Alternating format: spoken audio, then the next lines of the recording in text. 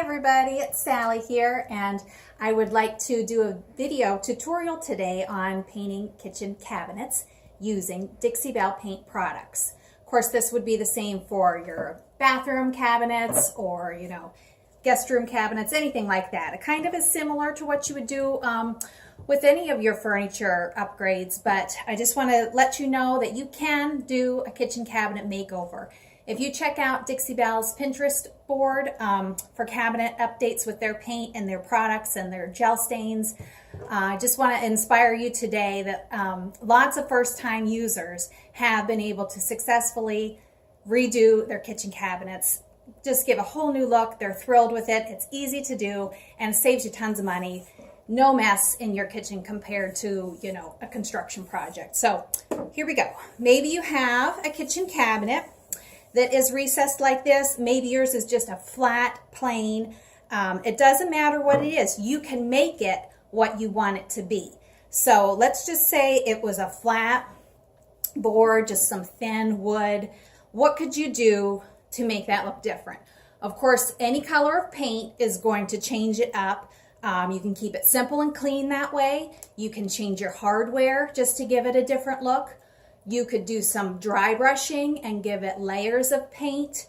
But if it's a flat surface and you want to add some detail, you could use our Crackle product. You could add some texture that way. You could use our Dixie Mud and do a raised stencil, or buy some wood appliques and attach those to your cabinets before you paint.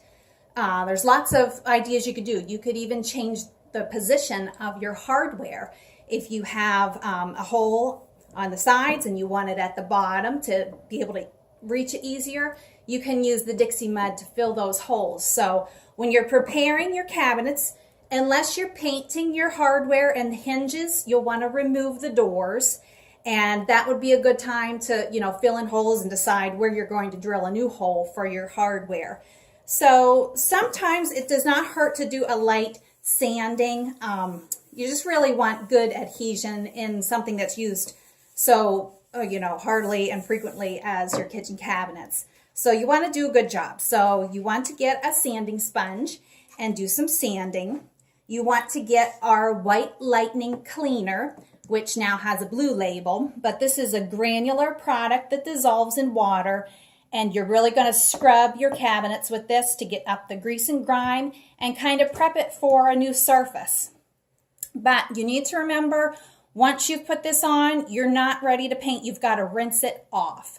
So come back with a just wet paper towel and completely go through wiping down your cabinets again after you've used the White Lightning. You want to rinse that off and then get your cabinets dry and ready for paint. So we've got 60 colors. You can blend the colors.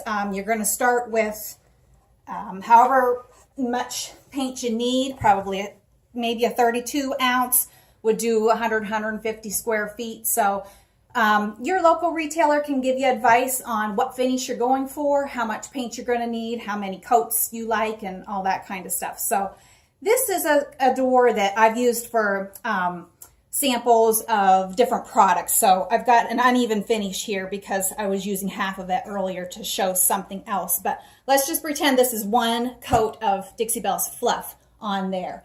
Lots of times people want to dampen their brush for the second coat to allow it to glide on. You don't want to pull the paint if it starts to dry or thicken up, or you really want to spread it too thin. Then you're going to end up with texture issues and brush strokes, and you're going to need to come back and sand that smooth. So you don't need to water down the paint, but it helps just to dip. And this is the Dixie Belle's Premium Chip Brush. If I was doing, my cabinets and they were flat surface and they were I wanted super smooth finish, I'm probably going to get out my Klingon brush, okay? That's a synthetic bristle. No, you won't lose bristles in your paint with those, and you won't see brush strokes as well. I just didn't have one ready today, but so when you get your brush wet, you just need to dampen the bottom and you need to then dab it off. You don't want it to be dripping when you get it into your paint, but you want it to be damp. Okay, so we're into the fluff. We've got a we've got some paint there and I didn't quite get that wet enough. So just have fun with it. You know, kitchen cabinets can be scary. It's such a big project, but like I said, it will give you the results that you want. It's easy to use and it's going to glide right on. And what you want is not to do a thick coat at the beginning. You know, 2 coats of thin is usually all you need for full coverage. Again, you could be going just for a dry brush look, a chippy look, the crackle look. That's great, and that's got directions on the can how to use that. So there's just all kinds of different things you can do. And as long as you're painting your cabinets custom for yourself, you might as well be unique and really give them personality.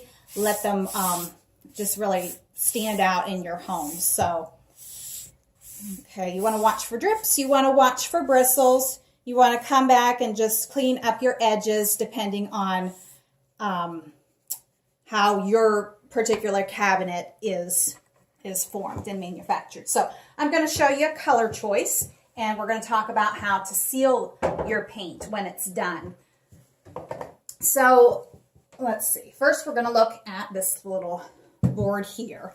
I worked on this earlier. This is just a little sample I had, and this is the color Evergreen. I have seen lots of our different greens used on cabinet doors, and I love them all. They are just beautiful. So if you're considering a pop of color, I just want to lean you towards our greens because they're all beautiful. So again, this is Evergreen, and at the bottom here, I just wanted to play around, so I distressed a little bit with the sanding block. I'm going to show you that. Then I wanted to show you what our black glaze might look like. If that is just, you know, too much green, you want to tone it down a little bit, you want to give it a little age, you want to use our black glaze, which when applied, I can wipe back off. If I just wanted to leave it in these crevices, I could have wiped that all back, but I wanted to make sure you got to see the glaze.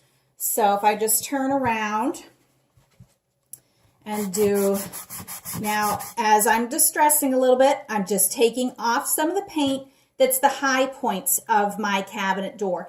Again, your door might not have any high points. You might not need to go some distressing on the flat edges or just go on the very, very outside edge. So as you see, we're changing this just a little bit. It looks like your color is changing, but it's not. Don't freak out. You're just taking off your high points, which is where it would naturally distress. You want to remove maybe some of the paint where you're going to put your knob, things like that. And you can smooth out your paint. You know, when you have your chalk paint finished and drying, it does have a little bit of a feel to it.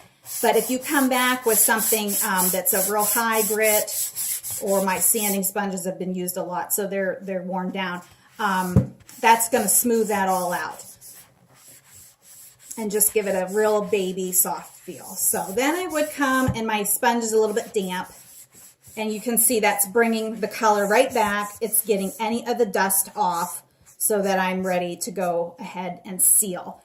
If I just want to leave it with the Evergreen distressed, I think that is gorgeous.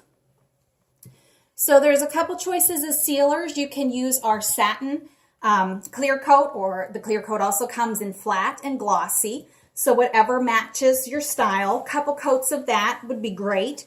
If it's real high traffic, you know, you're using this kitchen every day, we've got Gator Hide, which is our polyacrylic. And I'm going to show you how to apply that. If you have a large flat surface, which this is not, but a lot of us like to use these blue sponges. You can dip that in water and dampen that just like you did your brush. Some people like to do that dampened or dry.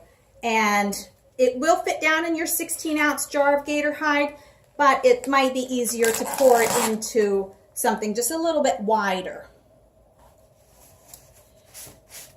So if this is like a powder room or guest bathroom or something that doesn't get lots of water spilled or heavy use, then, you know, your satin clear coat or your clear coat's fine. If you have clear coat on your cabinet doors and you think you need extra protection, you can put Gator Hide on top of your clear coat. But I want you to give your paint a day to let some of that water evaporate. You know, paint is water-based, and you want it to really adhere to the door.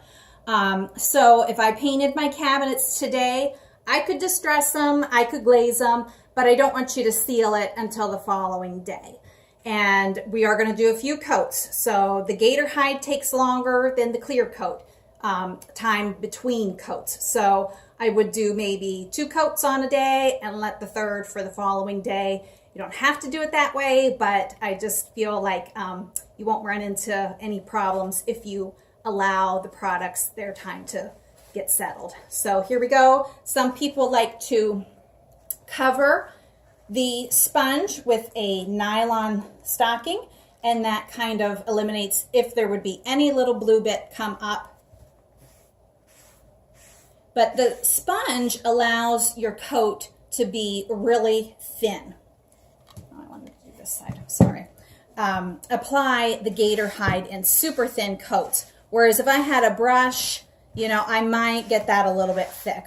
Although a brush would come in handy for this inside part. So based on your cabinet doors, how they're made, and what you want to use to apply the gator hide with, will help you determine what tool you want to use there and how you're going to get your best look there. So, and then of course, when you're done with your final coat of that, just be gentle, you know, for a couple weeks till the paint cures, and where your hardware goes and where you're grabbing it with your fingernails and stuff, just be careful. You know, treat it a little bit more gingerly for a couple weeks until that finish is really cured on there. But I'd love to see some pictures of the kitchens and the cabinets that you're doing. So if you don't mind sharing, I'm on Facebook. My Facebook page is Create, and I've done a lot of videos on there as well. So if you don't mind visiting me over there, that would be great. If you have any questions, go ahead and put that in the comments.